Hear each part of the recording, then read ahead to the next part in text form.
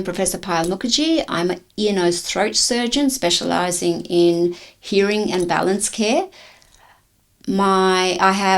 I'm a very passionate researcher, but also really passionate about advocacy. So I have various committee roles across health. Some of that includes roles in New South Wales health committees, such as the Medical Devices Program, also TGA.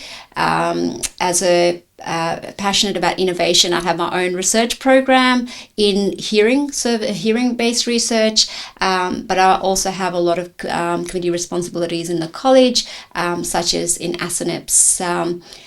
I am a co-director of Beyond Science, which is an initiative that's come out of my own passion from research and the translational barriers that I've observed in research to give back to the next generation of researchers so they don't make the same mistakes I do. Beyond Science is an interdisciplinary initiative with input from clinicians, scientists, government, industry, people across the health sector to support our early career researchers based in New South Wales at the moment to achieve better impact of their research. It develops interconnectivity across the sector to make sure research is not done in silos and you have the ultimate implementation impact vision from the get-go of your research program.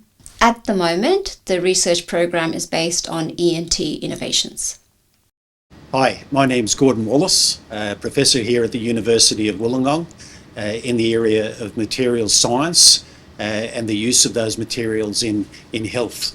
In terms of Beyond Science, I'm a co-founder with Dr. Payal Mukherjee. Beyond Science is all about connectivity. Making connections for younger scientists, engineers and clinicians to facilitate that discovery to deployment journey. The discovery to deployment journey is very much dependent on making the right connections along that path in order to facilitate the eventual outcome, which is deployment into the clinic.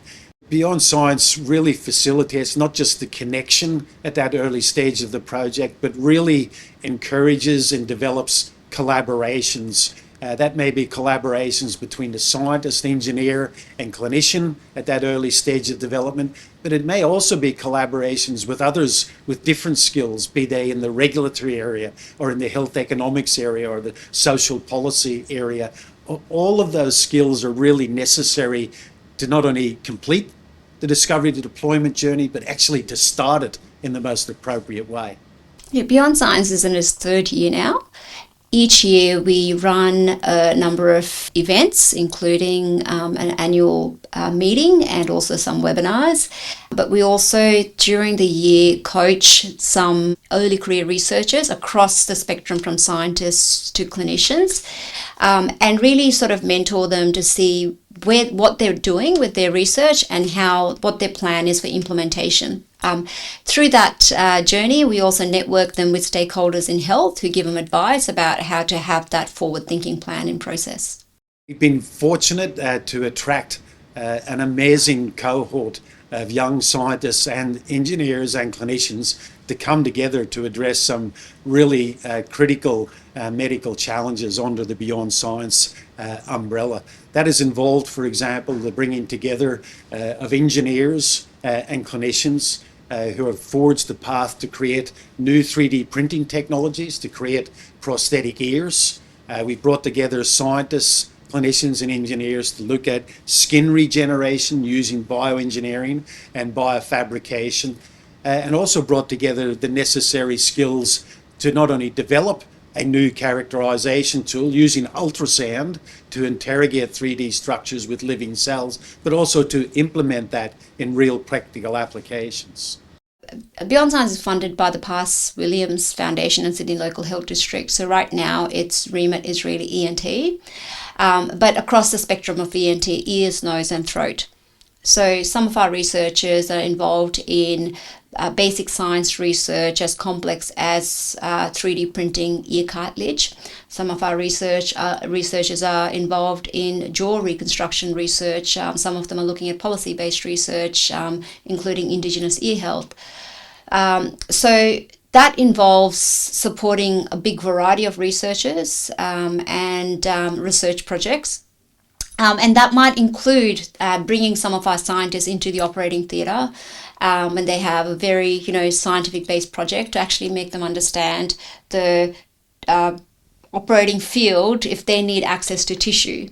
An example would include a researcher who is looking at doing a 3D printed model of a cochlea to understand the cochlear implant innovations, for him to actually come and observe a cochlear implant sitting in a mapping session with the audiologist to see the end to end of that journey of that patient, hear from the patient what the pain points are. They're going to be able to go back and understand the purpose of that innovation on the bench. So Beyond Science is all about that connectivity at the early stage of project development. Good connections breed more connections, and that's what we're starting to see with Beyond Science at the moment. It's at an exciting stage because the networks are growing, the diversity and the depth of those networks are growing, and that really presents a very rich field for our early career researchers to be engaged in and to make progress in their research area in a much more efficient way than was possible in the past. There's a few aspects of what we want to really focus on. There's clearly a huge body of research that can develop into health services research to improve our ENT services, which are stretched, especially in a financially constrained environment. There's also research that's happening at the bench side that's not translating, and there's a gap in that. There's a lot of resources available in New South Wales, particularly to build and train entrepreneurialism in our early career researchers, and I think the uptake of that could be higher. So I think the idea for the next couple of years would be to really focus on that entrepreneurialism between the scientists and the clinicians and the allied health physicians, but also grow on a separate arm the health services research as well.